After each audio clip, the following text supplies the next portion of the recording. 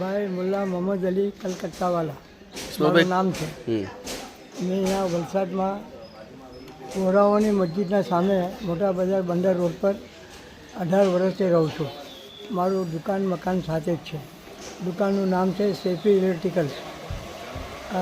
અને અમે લોકો મેં ને મારા વાઈફ 2 જણા 18 વર્ષથી ત્યાં રહીએ છીએ.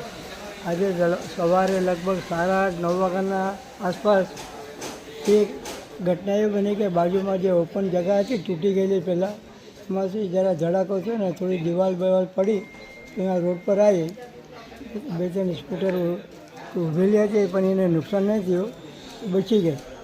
પછી અમને 1-1.5 કલાક પહેલાં એટલો મોટો ધડાકો થયો. બાજુમાં પારસી લોકોની લાઇબ્રેરી છે, લાઇબ્રેરી એનો આખો ભાગ પડી ગયો અને આખું રોડના ઉપરમાં બધું કાટમાળ આવીને પડેલું છે.